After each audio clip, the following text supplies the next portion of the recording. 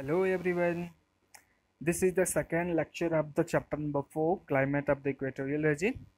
First chapter में हमने क्या बात किया था कि इक्वेटोरियल रीजन की डेफिनेशन क्या होती है, कौन कौन से कंट्री में से इक्वेटोरियल रीजन पास करता है। इस चैप्टर में बेसिकली बात करने वाले हैं इस लेक्चर में पर्टिकुलर कि उस इक्वेटोरियल रीजन में कौन से टाइप के फ्लोरा यानी पेड़ पौधे और कौन से फौना यानी जीव जंतु पाए जाते हैं। क्या लिखा हुआ है, तो equatorial forest also known as, ये डिसिडुअस नहीं होगा, रेन फॉरेस्ट बोलते हैं। तो इक्वेटोरियल फॉरेस्ट होता है, इसका एक और नाम, इसको क्या बोलते हैं, रेन फॉरेस्ट। क्या बोलते हैं, रेन फॉरेस्ट बोलते हैं या एवरग्रीन फॉरेस्ट बोलते हैं। इसको एवरग्रीन मतलब हमेशा हरा भरा दिखाई देता है। Have luxuriant growth of the trees, luxuriant growth का मतलब बहुत ज़्यादा मात्रा में क्या होता है, प्लांट्स का ग्रोथ यानी वृद्धि होती है। Trees is this resin set there lips, set का मतलब होता है गिराना, लिप्स का मतलब पत्ते। इस रेजिन के जितने भी पेड़ पौधे होते हैं ये अपने पत्ते जो क्या करते हैं डिफरेंट टाइम में गिराते हैं एक साल के। मान लो यहाँ 3 ट्री हैं, फर्स्ट सेकेंड थर्ड, तीनों के पत्ते गिरने वाले हैं। तो होगा क्या कि ये तीनों पौधे ना, तीनों पेड़ एक साथ पत्ते, जैसे ये अपना पत्ता गिराया, ये गिराया, ये गिराया, तो तीनों एक साथ नहीं गिराते। होता क्या है कि ये जो पत्ता है ये मान लो कि जून में गिरा दिया, ये किस में गिरा देगा, जुलाई में, या ये अक्टूबर में गिराता है। तो ऐसे जो है इस जंगल में बहुत अनगिनत मात्रा में पेड़ पौधे पाए जाते हैं। तो अपने पत्ते अलग अलग टाइम पे गिराते हैं। जब अलग अलग टाइम पे गिराएंगे, अब ये पत्ता गिराया तब तक इसका है ना, इन दोनों का है, इन दोनों पौधों का, तो ये हरे दिखेंगे। जब इसका गिरेगा तब तक इस वाले का, पहले वाले का उग जाता है।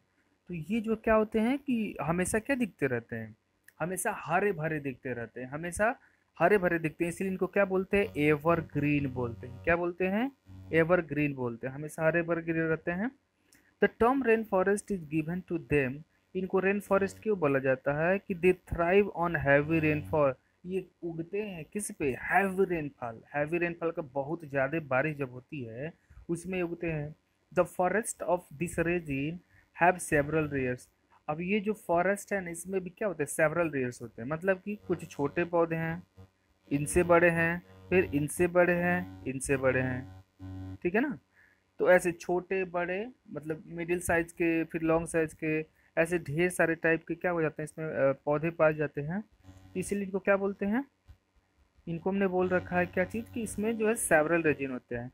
और हर एक रेजिन की क्या होती है, स्पेशल फीचर्स होती है। जो सबसे लोअर लेयर होता है, लोअर लेयर का मतलब, लोअर लेयर का मतलब जो सबसे छोटे वाले जो पौधे होते हैं, the lower layer of the forest floor consist of the decompose leaf, जो फॉरेस्ट की जमीन होती है, ठीक है ना, तो सबसे लोअर लेवल बोलते हैं, उस पर क्या होता है, डिकम्पोज लीव, जो पत्ते टूट के गिरते हैं वो सड़े हुए होते हैं। And fruits have that have fallen from the upper layer, और सबसे टॉप के मतलब सबसे जो बड़े पेड़ पौधे होते हैं उनसे फ्रूट जो फल होते हैं टूट के गिर जाते हैं, वो जमीन पे पड़े रहते हैं। The growth of the plants in this region is poor, ये जो प्लांट का ग्रोथ है ना, इस रीजन के जो प्लांट्स होते हैं छोटे वाले, सबसे नीचे लेवल वाले की, इनके प्लांट्स का ग्रोथ जो है बहुत कम मात्रा में होता है। क्यों, क्योंकि पौधों को उगने के लिए क्या चाहिए, सनलाइट चाहिए। और सनलाइट जो है इनको प्रॉपर मात्रा में मिल नहीं पाती, क्योंकि जो पेड़ होते हैं 100-100 मीटर, जो 100 मीटर टॉल होते हैं, तो वो क्या करते हैं, सनलाइट को ऊपर ही रोक लेते हैं, और नीचे वाले जितने भी होते हैं ना वो क्या होते हैं, अंधेरे में रहते हैं, इसलिए इनका ग्रोथ जो अच्छे से नहीं हो पाता है।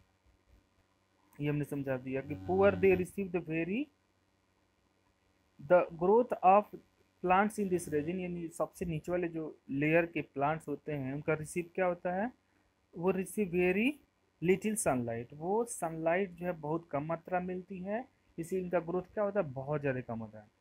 The layer under under the story consist of the small tree, 3 type के हो गए, स्मॉल सबसे बड़े, इससे भी बड़े, तो इनको बीच वाले को क्या बोलेंगे, अंडर स्टोरी। तो जो अंडर स्टोरी वाले जो होते हैं, सेकंड लेयर वाले, इसमें क्या होता है, स्मॉल ट्रीज होते हैं, इसमें फॉन्स होते हैं, क्रीपर्स होते हैं, स्क्रब्स होते हैं, ऑर्चिड्स होते हैं। द लेयर अबव दिस, अब इसके बाद वाला जो लेयर होता है इसमें क्या होता है, अम्ब्रेला लाइक ट्री होते हैं, जिसको बोलते हैं कैनोपी। छाता देखे है ना, छाते में क्या होती है, जैसे डंडी होती है, जैसे ये फैला हुआ होता है। सेम तरीके से ये जो पौधे होते हैं, पेड़ होते हैं, यहाँ से शुरू हो गए, ऐसे जा रहे हैं, इनका इनका जो स्टेम है, तना, से जा रहा है, अचानक ऊपर से क्या हो जाते हैं, कैनोपी बना लेते हैं कि बड़े बड़े क्या हो जाते हैं, बड़ी बड़ी इनकी शाखाएं निकल जाती हैं। और इस पेड़ की शाखा, इस पेड़ के पत्ते, डालियां आपस में मिल जाती हैं तो क्या कर देते हैं, हर पेड़ का यही हाल है, बड़े वाले सारे लोग क्या बनते हैं, इसे छत टाइप में निर्माण कर लेते हैं। इसको क्या बोलते हैं, कैनोपी बोलते हैं। The next layer has the tallest tree and this is known as emergent layer. इससे भी बड़े क्या होते हैं, पेड़ होते हैं। जो टॉलेस्ट ट्री होते हैं इनको बोलते हैं इमरजेंट लेयर। इमरजेंट का मतलब सबसे टॉप लेवल पर। This layer receive the lot of the sunlight and, सबसे जो ये जो लास्ट वाला लेयर है इसको क्या मिलता है, सबसे ज़्यादा सनलाइट मिलता है और सबसे ज़्यादा रेन मिलता है। ठीक है।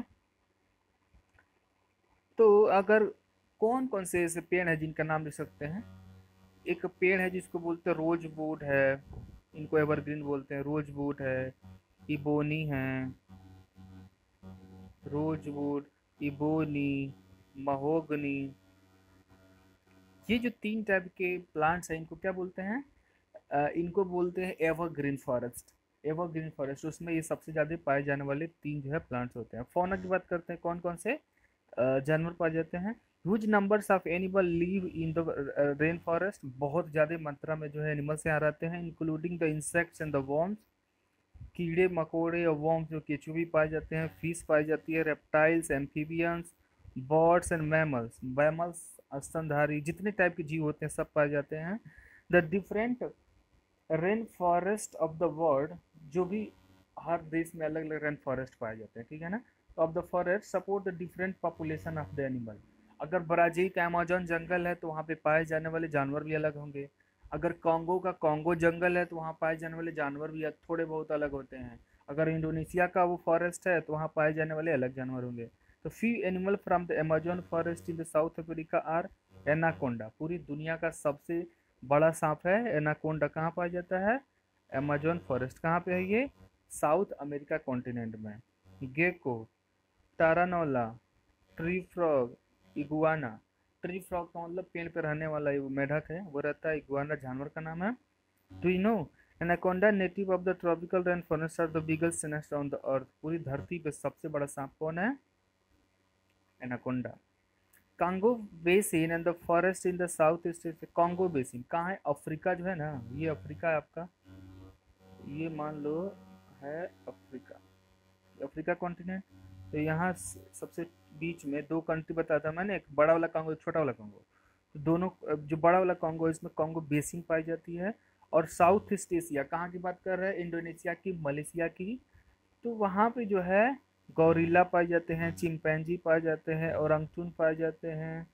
और पानी में alligators, crocodile, snakes, turtles, fawns और ये सारे जानवर पाए जाते हैं। Variety of the fish is found. अलग अलग प्रकार की क्या पाई जाती है, फिश पाई जाती है। कलरफुल बर्ड, रंग बिरंगे पक्षियाँ पाई जाती हैं। कीड़े मकोड़े पाए जाते हैं, जैसे इसका एक का नाम है toucan, parakeets, macaw, humming birds. Humming birds के बारे में पता है ना, सबसे छोटा क्या होता है, ये पक्षी होता है। बर्ड सबसे स्मॉलेस्ट पैरट, यहाँ पे ये पाए जाते हैं। अब यहाँ के जो लोग रहते हैं वो करते क्या हैं। The tropical rain forest are the home of the tribal peoples. Tribal people किसको बोलते हैं, जो जंगलों के अंदर रहते हैं। तो जितना ट्रॉपिकल रेन फॉरेस्ट है ये घर है किसका, ट्राइबल पीपल्स का। Who rely on their surroundings for the food. जो अपने भोजन के लिए, अपने फूड के लिए रिलाई, निर्भर होते हैं आसपास के एरिया पे। और शेल्टर दो, जंगल में रहते हैं, जंगल में जो फ्रूट्स हो गए, मछलियाँ हो गई, जानवर हो गए, उन्हीं को मार के खा के अपना पेट पालते हैं। Africa forest dweller are known as the pygmies. Africa में जो अफ्रीका में कौन सी जंगल पाई जाती है, फॉरेस्ट जंगल।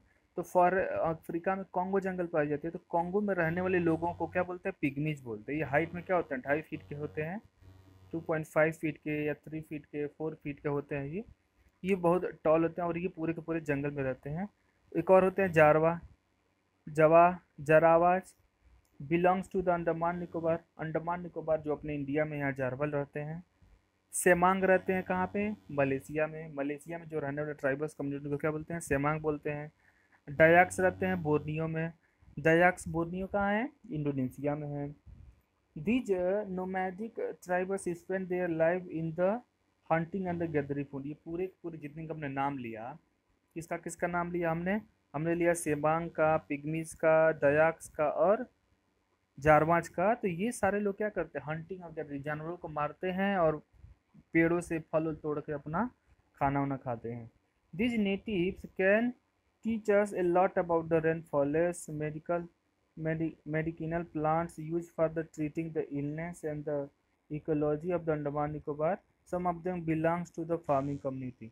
अब उसमें जो रहने वाले लोग हैं ना, वो उनको पता होता है, उनसे हम सीख सकते हैं कि कौन से जंगल के प्लांट जो हैं उसका कुछ चिकित्सा इसमें इस्तेमाल करते हैं। अगर कुछ बीमारी हो गया तो उसमें इस्तेमाल कर सकते हैं, या कौन कौन से जानवर वहाँ पाए जाते हैं उनके उनसे हम उनके बारे में उनसे हम जान सकते हैं। कुछ लोग वहाँ पे हैं ट्राइबल्स कम्युनिटी जो आजकल क्या कर सकती हैं, खेती करना भी शुरू करती हैं। इसके आगे नेक्स्ट लेक्चर में। Okay, thank you.